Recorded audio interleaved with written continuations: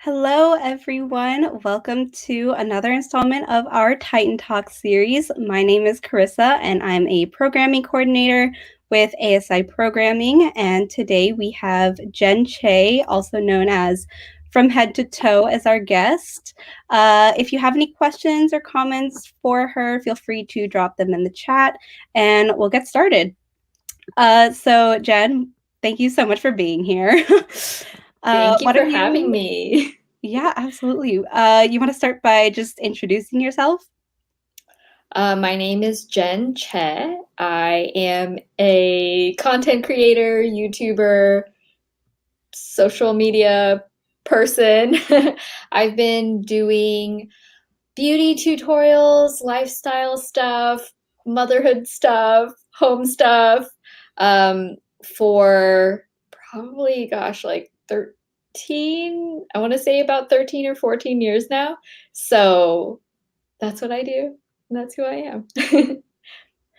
Yeah, okay, awesome. Yeah, I know that I've been following you for a very long time, but I think you were one of the like one of in the very early stages of YouTube, which I think is super cool. So I really want to know, how did you get your start on YouTube?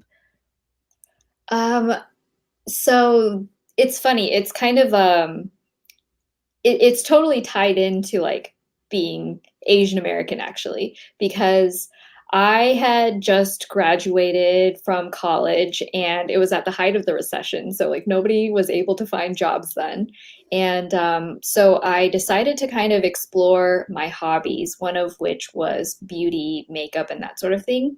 And so I started posting little tutorials on this K-pop forum called Soompi. And one day somebody said, "Oh, you should start a blog and put these on there." And I was like, "Oh, that's a good idea." But back then there was no such thing as like a beauty blog. They were just sort of like little journals and stuff. So I started that. And then a couple months later, I was like, well, wouldn't it make sense to have this in video format where people could just see me putting on the makeup versus taking a bunch of pictures and typing it all out? You know, I just thought that would make more sense. And so I started doing videos, but little did I know that these videos that I was making intended for my blog, I had no idea that YouTube was its own beast. I didn't know it had its own audience. I was just, making these videos for like maybe a couple hundred of my blog followers. And I remember just a couple months after I started putting up videos, I was so excited because I hit 1,000 subscribers. And that was like, whoa, that's so many people. So I did a little giveaway, and it was like February, I think, of 2009. And then 1 month later, I hit 100,000. And I was like, what is this? So it's just kind of gone from there. It kind of just, I think I just reached a lot more people because back then, nobody made the kind of content that I was trying to make. I grew up in an area that had like no Asian people. My mom doesn't wear eye makeup. She does a lot with skincare, but she doesn't really wear eye makeup. And so, just with my sort of artistic background, I made up my own techniques of how to put on eyeshadow, find mascara that works, find eyeliner that works, just from trial and error. So, I wanted to share that with people because I was like, surely somebody else is in the same boat as me, where they cannot find a mascara that holds up their lash curl, where they cannot find a foundation that matches, yellow undertone skin. And so I just wanted to start making that. Yeah. Yeah, honestly, that was definitely me. I remember going onto YouTube, and a lot of the space was dominated, or like a lot of the makeup space was dominated by like white creators who would have their their double eyelids, and they'd show you the techniques on how they do it on their double eyelids. But I was like, I have monolids, and that just looks ridiculous on me. So yeah, I was definitely one of those people that was like, I don't know how to do this, and your videos definitely really helped. So yeah, just wanted I'm so to happy to thank hear you for that. doing that. Yeah, I mean, I feel like you'd probably get that all the time because you've become so big on YouTube. Uh, I so still yeah. find it a little hard, like a little weird to hear that, like Mm-hmm. for me, I still feel like I'm like the same person, like sitting in my living room, like playing around with makeup and just talking to my friends. For me, it was never like, oh, like I want to be this thing or anything. I think I probably share that mentality with a lot of people who started doing YouTube back then. Like there was no ulterior motive other than just, wanting to help people. So that brings me so much joy to hear you say that Mm-hmm. Okay, that it and helped. so, oh yeah, definitely, definitely, and so you said that you grew up in an area that didn't have very many Asian people, and so you grew up in Kansas, right? Kansas. Yeah. Yeah. So what was that like growing up in an area that doesn't have very many Asians, being I'm sure probably one of only a handful, if any. Generally, through most of especially my younger years, like elementary school, every class I was in, I was the only Asian. I think there were a couple times where there was like one Pakistani boy.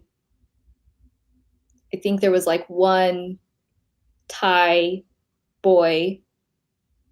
I literally don't even remember any Asian girls whatsoever in my elementary school experience, which is pretty wild to think about now, as especially as a parent who has kids, and I'm like thinking about the demographics of the schools that I want to put them in and stuff like that. It's like it's really weird to think about that from like an outside perspective.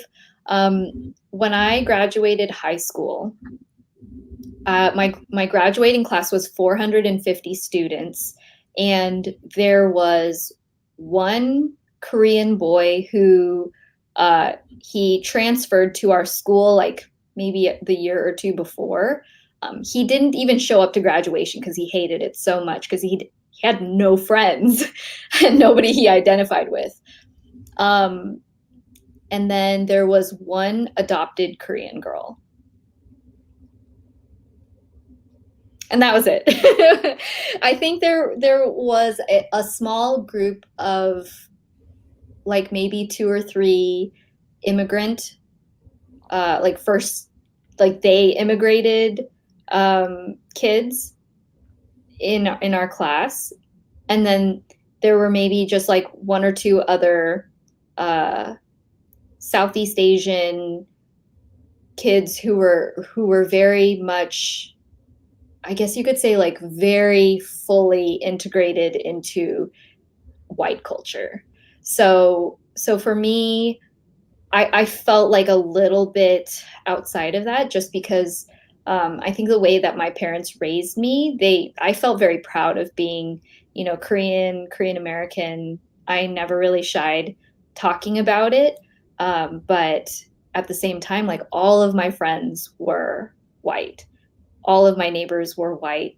My whole school was white. There was like one black table, and then the Asian kids, there weren't even enough Asians to be an Asian table. So, it was very different than the experience of my friends that I've made out here in California who grew up with an Asian American community. Mm-hmm. Yeah, I think that was definitely me. I was privileged enough to grow up in a very, as we were talking about earlier, to grow up in a very Asian community, and I think like the experience of Asian Americans living in like the Midwest is very different than growing up in California, where we're very diverse. But yeah, I'm just so thankful that you were able to push through that and make like makeup tutorials and stuff for people who look like you, because there are others out there that could really use them. I So was yeah. so happy to discover that when I first started making the videos, because I had never experienced that kind of camaraderie before until I just put myself out there. So that Mm-hmm. was a really huge blessing in my life. Mm-hmm. Love that. Love that. Okay. So I would also really like to know, what have you been doing over quarantine, since we're approaching almost a full year of stay at home and isolation. So what have you been doing? I would say that the the biggest and most obvious thing is my home renovation. Um, it's been a lot. We only just kind of officially moved into our house that we bought a year ago in August, and we only had the construction guys like not being here all the time maybe 2 weeks ago. So that has been the majority of what's been on my mind, what my finances have been going toward, and what a lot of my energy is just making like a lot of design decisions, spending a lot of money on, tile and countertops and floating shelves and lighting. And it's so much work that there's a part of me that is kind of grateful that it happened during this period, because everybody's been forced to kind of take a step back. And then the second thing that I've really just taken a deep dive into the last couple of days is I'm really obsessed with plants. I love plants. All I want to do is talk about plants and look at my plants and buy plants. Yeah, I have a lot of friends that have become really into to being plant moms and plant dads. Yeah. Me myself, I have a terrible thumb. Like, it's so bad. I was actually telling a friend earlier, my old roommate, actually got me like a little rock plant because I was killing all of my other ones. And she said, this one, like this way, you can't kill it because it's just rocks painted as like cactus. So she's like, this way you can't kill it. It's an Yeah, actual rock. it's an actual rock. It's two Okay. rocks that are painted like cactuses, surrounded by other rocks to hold them up. And it sits on my It desk, has and it is support. thriving. That's amazing. Thriving. Yeah. Yep. That's great. I wish I had a green thumb because my mom has a really green thumb and she Mine grows all sorts of too. things, but I can never keep anything alive. So I'm just learning. I'm a fresh plant mom, but I'm very enthusiastic. So I'm hoping my enthusiasm. You know how they say that like plants will grow more if you like talk to them and love them. It's just like the energy. I'm giving my energy to my plants. yeah, and I mean, I believe you also have two real children, correct? My plant children are real too. No, of course. Okay, So okay, the that's hard fair. That's thing fair. with quarantine for me, probably the hardest thing, even more than the renovations, has been that literally my kids' preschool shut down like permanently. Mm.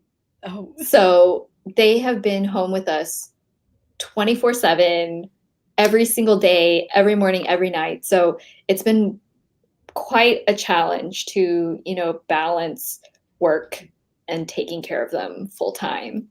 It's yeah, it's so much.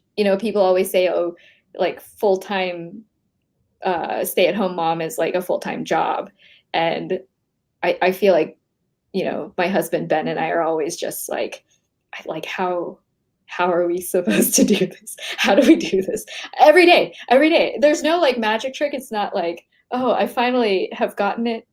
I still feel like every day I'm like, what do we do? yeah, and I'm sure it's got to be like especially bad. I mean, like I've heard that that's sort of the feeling that a lot of like parents have. You know, they're just always like, "Oh, like I don't know what I'm doing." But I feel like now, especially, it's got to be, especially difficult. To not only be like raising your kids, but raising them in a global pandemic. Uh, Yeah. so yeah, And they my heart need definitely that goes out to all of socialization, you know? them. Hmm. And so many of my friends are like pregnant or have new babies because everybody just decided now is the perfect time. So Hmm. my heart goes out to them because at least I could, deliver my children without having to wear a mask, or Hmm. like do doctor's visits with my husband going with me. And a lot of my friends, they're not allowed to. So it's definitely been this has been a weird year and a half for sure. I guess year. It only just when we had let me just do a micro uh, tangent here. When we first started moving things into this house, it was a year ago. And the news about coronavirus had only just came out maybe like a week before I moved. And the movers, they literally asked me, so do you think you're going to get coronavirus? And I was like, kind of frustrated because they were not asking themselves like if they were going to get coronavirus. They looked at me being Asian and they were like, "Do you think you're going to get coronavirus?" And I was like, "It's only in China right now. I've never been to China. You guys are Russian. You've been closer to China than I have in my life. Do you think you're going to get coronavirus?" And they were like, "No." And I was like, "Cool." Like it was just, that was like, I know everybody is talking about uh, the racism people have experienced as Asian Americans during all of this, especially with, public rhetoric.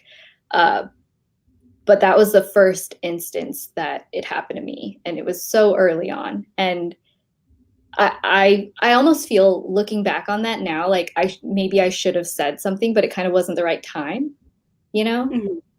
And I didn't want to just throw them under the bus because they were immigrants themselves. But at the same time, it's like it's such ignorance, And it was really frustrating for me. And I also don't want to be like saying about anything about it being like a China thing because it doesn't matter. Like I could have been Chinese. I could have even like gone to China before, but that's not the point. The point is like you're judging me about like contracting something because of the way I look, you know? I just thought that Mhm. was like, yeah. That's it for my little story. Yeah. Yeah, I mean, Yeah. I've been keeping up on all of the, the hate crimes and stuff that have been going Yeah. on, and it is really sad and really heartbreaking, especially like how like internalized it is, because it's also not just, the whole thing of coronavirus. It's the thing of like, oh, you probably went to China. So because you're Asian, you must be Chinese, you must have, come from China. Um, which, it goes a lot deeper than just like, oh, everybody's getting coronavirus. And, like Asian people in this Everybody literally especially. is. Yeah, Yeah. everybody is. It doesn't care Mm. about your race. It doesn't care about your ethnic background. It's just everybody.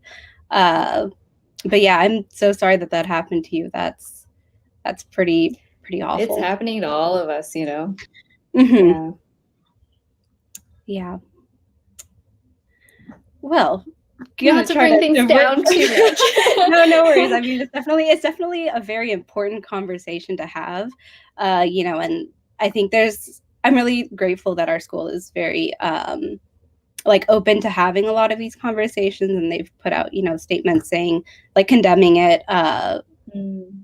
which I think is really great. But I mean, it's definitely a deeper, darker conversation Yeah. than fit for a Titan Talks. Yeah. Uh, okay, so yeah, we'll just switch on over to another question, more about you and what you do. Hmm. So how do you think YouTube has evolved through your eyes, like over the years? Because obviously it's been around for a while and it's gone through different stages. So do you think it's been a good change, or do you think it's been a bad change, or somewhere in between? I think it's not necessarily right to say that something is like a good change or a bad change. It's just always changing and always evolving. Um, Obviously, for someone like me that is like an OG YouTuber, it's difficult because you have your audience that you've grown and that is used to a certain way of interacting with you in your videos. And then if they, change the algorithm or whatever, that's more catered toward a different way that people interact. Um, it can really change swiftly, impacting things like views and subscribers, and all of that is sort of wrapped up into this whole difficult discussion about like um, your self worth and the numbers are always out there, and so it's hard to detach like your passion versus like numbers, which is true for anybody in any field, like your job versus how much you're paid, or whatever it is, your title. So that's really difficult. I think that what I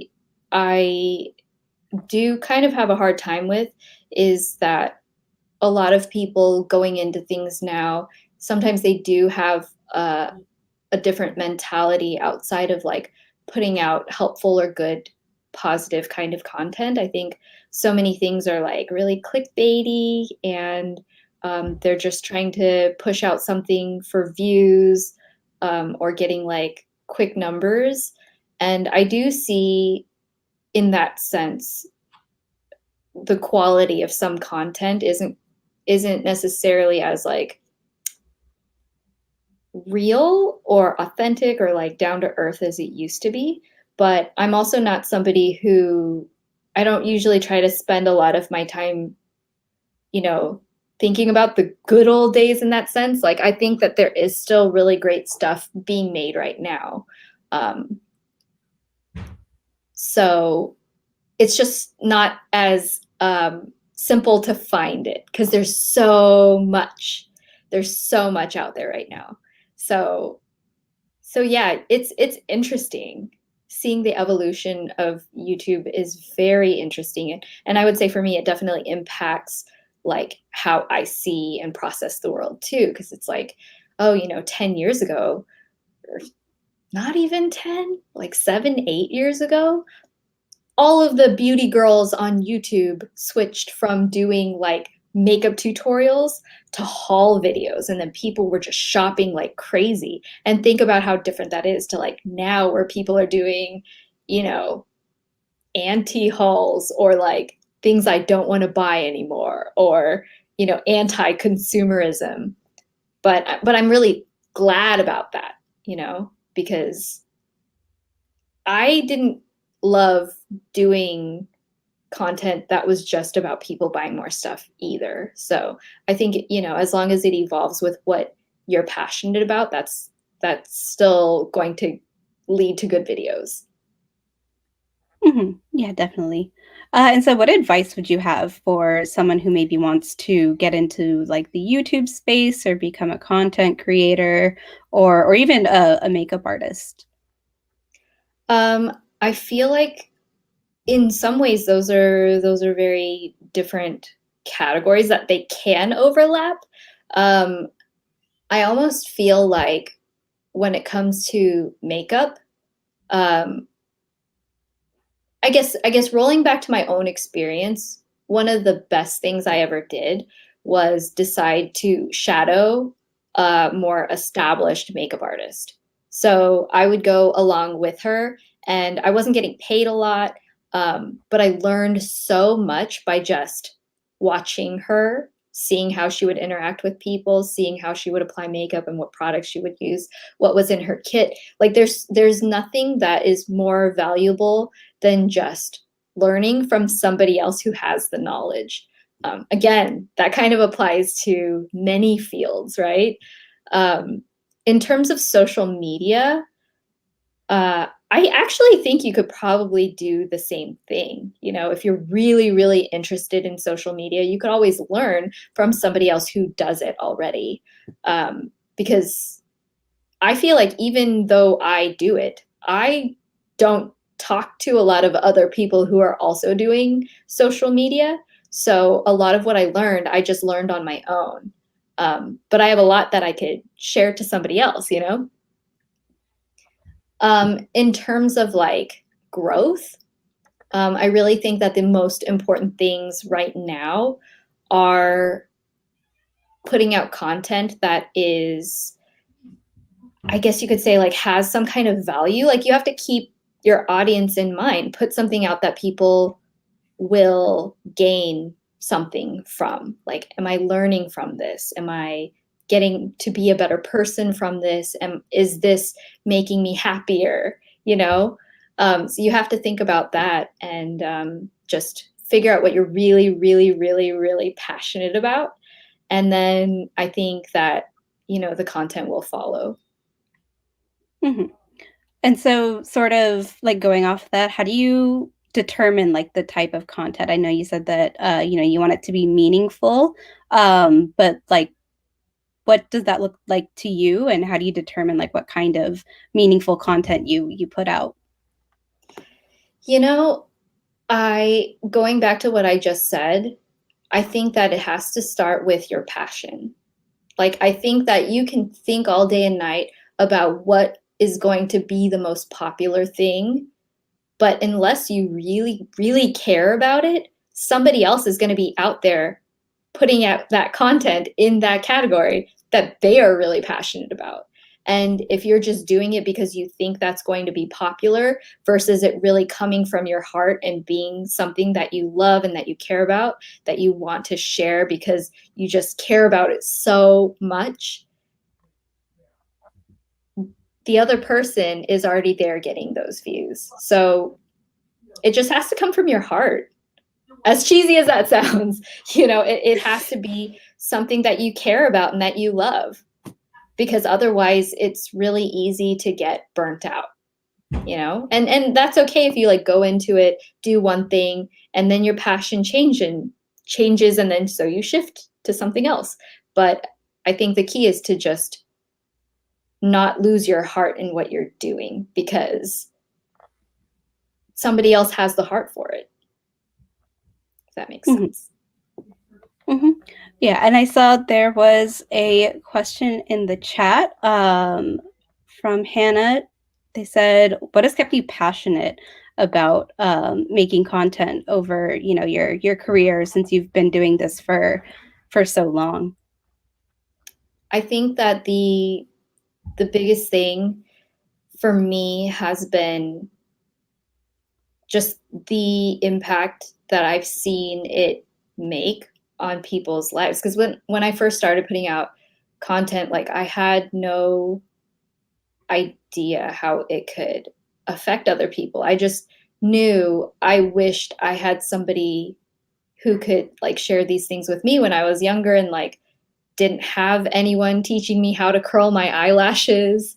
I wish I had somebody who could just like teach me how to pluck my eyebrows. Like my eyebrows were such a mess in high school. I didn't even wear makeup regularly until I was like 21 because I didn't want people to judge me based on my appearance. And I was like, if you like me, you're gonna like me for my bare face, no makeup, and then I'll know you really like me. But then I was like, oh, you know, maybe it's just these walls that I've built up um, because in a way I'm judging other people for what they're choosing to do with their appearance, and I'm not being fully open-hearted if I actually really like this thing and I'm letting my own rules dictate what I'm doing. So yeah, I don't know if that totally answered the question. Yeah, yeah, I think it did. Okay. Let's see. We'll do like one more question, and then we'll take more questions in the chat. Okay. So what is what is your favorite thing about what you do and being a content creator? I have a couple of favorite things. I really love that I have a little bit of flexibility because I have worked in like a traditional job. Uh, you know, you get there at 8, you leave at like 5 or 6. Um, and including one of my past jobs was with a really big Korean company that was very strict about like when they had to answer emails like all the time. You kind of can't have like your own free time, your own life. Um, and I think experiencing that like makes me really, really appreciate having a life where my company like doesn't own me and my hobbies, and I can feel free to really be myself and figure out what that is, versus just having somebody else dictate who I'm supposed to be and then never grow beyond that. And then the second thing, obviously, like, oh my gosh, like the people, like I've been brought to tears so many times, especially in the times where I share something that's like really a difficult experience in my life. Like the first time I did a video about how I struggled with really bad acne for like 11 years before I made that video, and I was terrified. I was terrified to post it. Like literally I was like so nervous even just hitting the button to post the video because it was like the first video where I just had zero makeup on, showing all of my acne. Um, and and at the time nobody had done that before, Like I just really wanted people to stop putting me on this unrealistic pedestal because I was doing these makeup tutorials. I'm like, look, like I didn't even wear makeup for the longest time. Uh, I had so many really traumatizing experiences from family members saying like, "Oh, are you washing your face?" And I just held on to all of this guilt about how much it would cost to have treatments for it and things like that. So when I finally posted it, the response I got from people being like, I've had that same experience of like aunties coming and saying things about, you know, what I'm not doing enough when I've tried everything and I tried so hard and I care so much. I've had those comments from aunties being like, oh, you're so pretty, but you should just lose a little bit of weight, or oh, you're so pretty, but you should get eyelid surgery, or, whatever it is. I think a lot of us have had that experience, and just discovering that and having talks with people who relate to that, it's like, wow, like having the incredible opportunity to be on a platform where I can choose to be vulnerable like that. And the response, instead of being rejected, is for people to say, me too. Like, that's amazing to me. Like, that is invaluable to me. Yeah, I mean, I definitely think that a lot of people have that can relate to, other people, telling them that they should, oh, if you just did this, if you just did this, Mm-hmm. then, your life would be better. Um, and so there's a question in the chat from Naomi that says, going back to what you said about not wearing makeup, when did you have this realization that wearing makeup wasn't something to judge? I think it was just before I started posting all of these makeup tutorials. Um, I think actually it was shortly before then, because I was having to go for interviews for internships during college. And I kind of realized, oh, like if I present myself in a certain way, especially with me being like really short and really kind of a small person, and everybody always being like, "Oh my gosh, are you 12?" When I'm like, "No, I'm an adult. I'm an adult." I want people to treat me with respect. I want people to talk to me uh, with respect. And I realized that the way that I present myself has a big impact on how people treat me, and that's not necessarily a bad thing. The more I sort of ruminated on that and really thought about, is this really a bad thing? Because inevitably, I think that we all do judge each other with our eyes. But I do think that the way you present yourself not only can impact how people react to you, but it impacts how you act and how you feel about yourself. And if you are projecting a confidence, if you're projecting uh, a vibe, other people pick up on that. And that's so powerful, especially for someone like me, being like under 5 feet tall, having my whole lifetime of, countless people making fun of me, making comments and jabs at how, they can rest their elbows on my head, or, you know, or even like worse things. I've had some pretty harsh bullying in my past. Um, I didn't have to let other people have that control, because I've already decided what I feel about myself. And if I can project that through something artistic, which is something I love, then I feel like that's a win-win situation. And I was like, why have I always been so harsh on myself, uh, trying to not do that? Because then that isn't really being true to myself either. Just because I have a bare face, that doesn't mean that that is me to my full potential.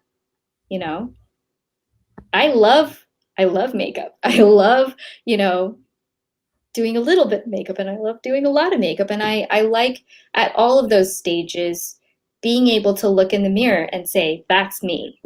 Cool.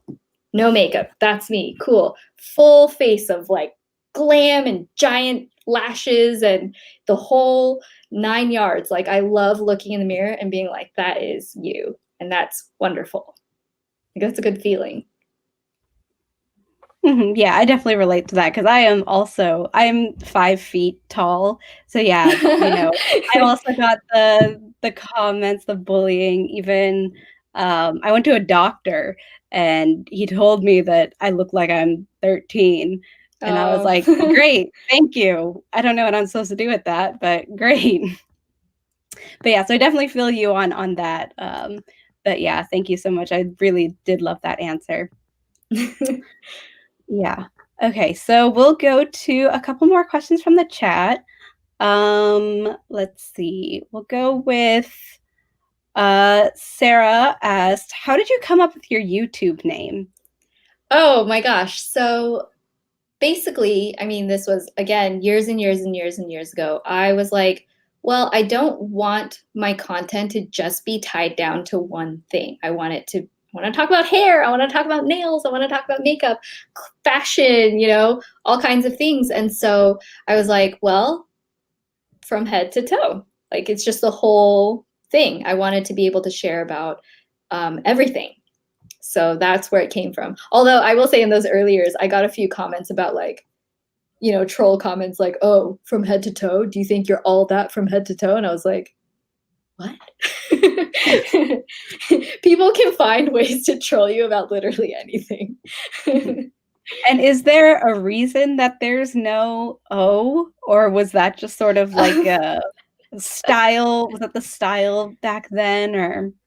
I just couldn't get the username because it was taken. So Yeah, that's I just understandable. held on to it because I could always get the username, and I think after a certain amount of time people just identified me as that, and so people just use their name now anyway, so it's fine. But It's fine. people, if you know, you know. Yeah, I have a fairly unique name, so I can usually get the username because my name's not very common. My first name's not very common, and my last name's also not that common. So usually I'm able to to get my name, but I can definitely see how a more common name like Jen is There are probably so many taken. Jens out there. There's a lot of Jens. I There think are a lot. in the year I was born and several years around that, I think Jennifer was literally the number one most common name for like years. There are so many, not just Jens, but I can count on my hand like multiple Jens that are Korean on YouTube. Like there are so many. There's so many. There really are. Let's see. Andrea asked, "What advice would you give to your 20-year-old self?" Whew.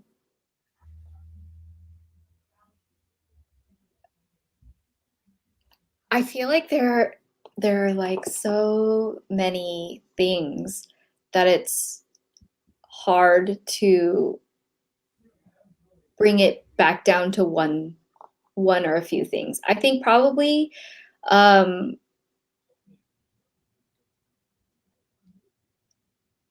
oh man, I'm trying to think of like my experience being a 20-year-old.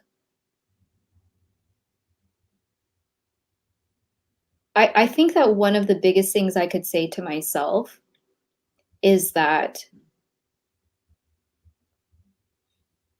you do you, because that's enough.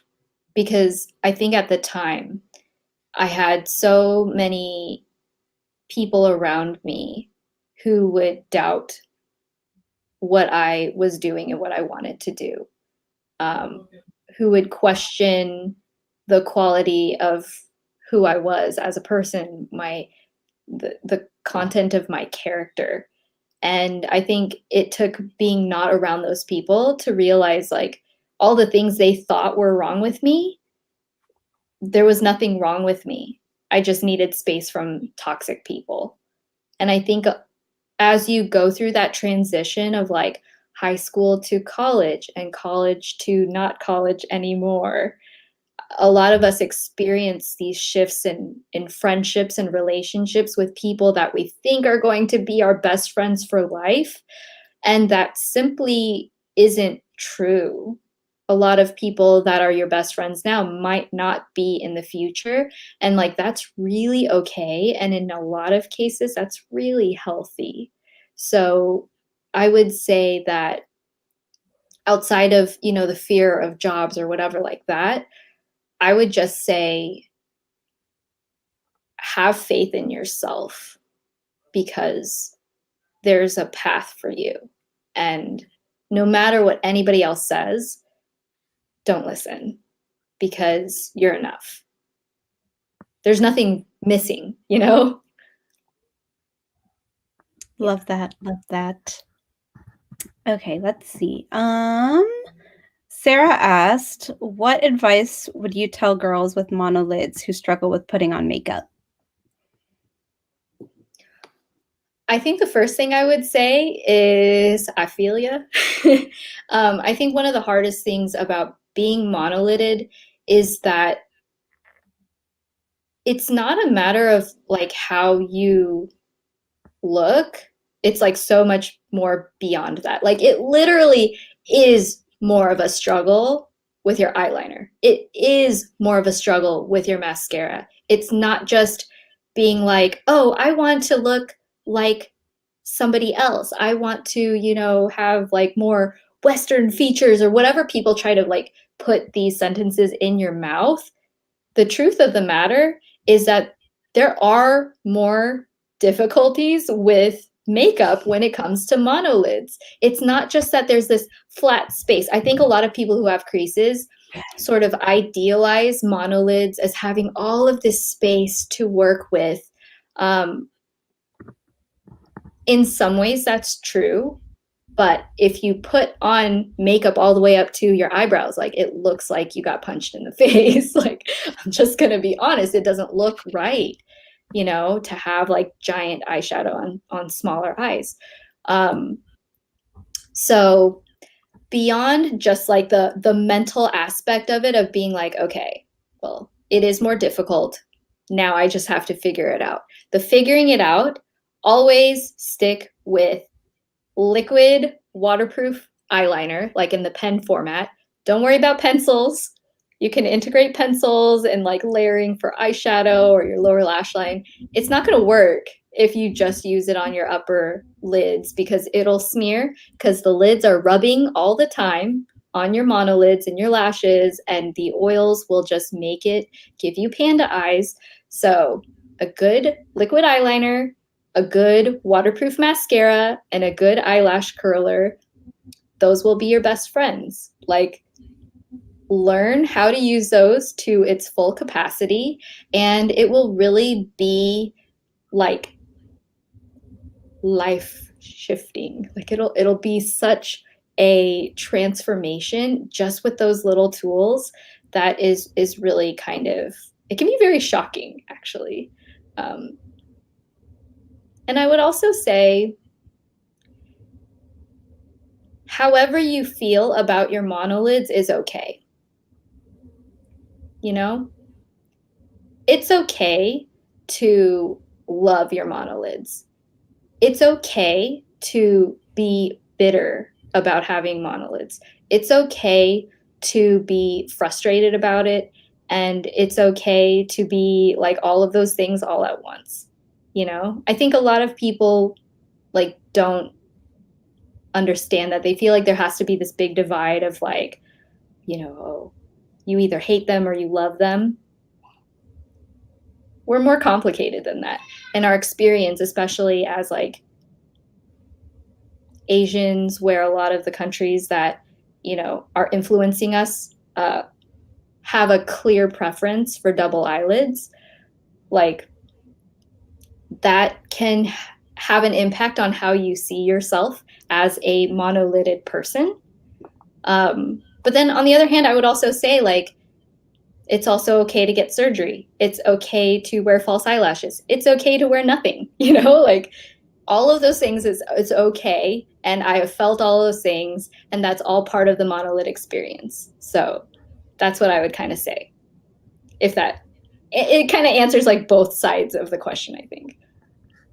Mm-hmm. Yeah, definitely. I mean, I think I've really learned to like appreciate my monolids, and honestly, I think a lot of that was from watching some of your videos and just like being okay with, the fact that I'm, probably not going to get double eyelids, and that I should just really like love the eyelids that I have. And so now I do, and I've learned to like work with what I have, and I'm really really appreciative of like not only my monolids, but with your videos showing like how to love them. So I think these were sort of going back to our conversation about like plants and plant mom. Bernice asked, Yeah. do you have any helpful tips for someone who wants to start growing plants? Apparently, I feel like almost every single plant thing that I look up just says, don't overwater them. Don't overwater them. That is the number one killer, is you care too much, you try too hard. You water them too much, they will die. So I would just research the particular plant you have and see what it likes, like how much light it likes. I feel like 99% of plants like bright indirect light. Even if they're low light plants, they thrive with bright indirect light. But yeah, just don't overwater them. Yep.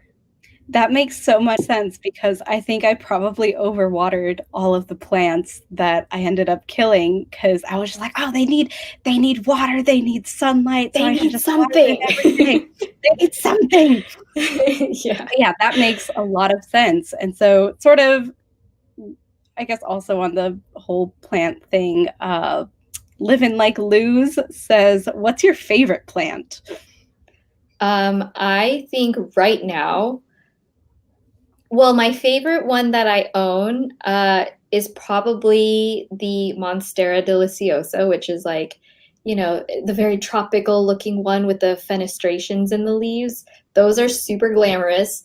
I That was the first plant I bought. It's not like a huge one. It's just like kind of a sad one from Lowe's, but it's already popped out a couple new leaves, and that has been so rewarding and exciting. In fact, tomorrow I'm going to be going to this like rare plant nursery, and I'm so excited. I'm hoping that I can buy something that's like, you know, a little bit special, which will be my first in the like rarer plant category. All my other plants are like very common. I'm just a common girl with some common plants. But I also, my most recent one is called a string of pearls, and they almost remind me of little peas, but they're like on a string, like little bubbles, just a bunch of green bubbles. It's so adorable, and I can't. And everybody says this is the best plant if you just set it up, water it when you get home when they first pot it, and then just like forget about it for like at least a week, and then water it again, and then forget about it again, and it'll thrive. So that's good for me. Interesting. I could, well, actually, no, I'd probably kill that one too.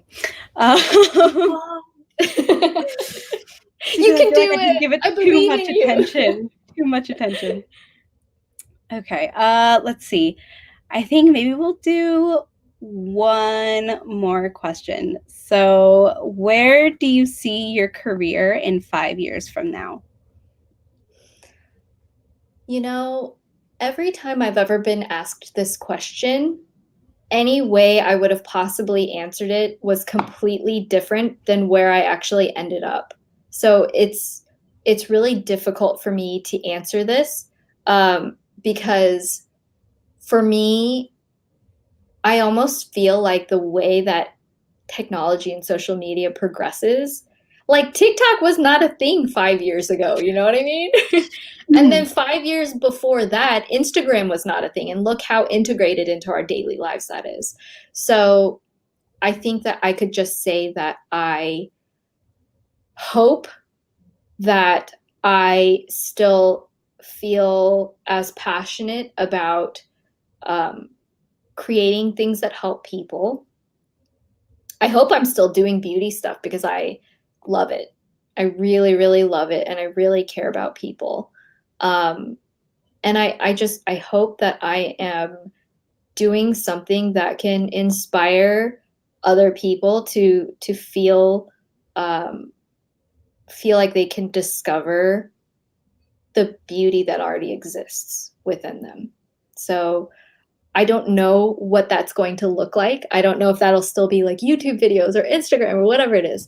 Whatever the new thing is, I hope I can shift and be flexible.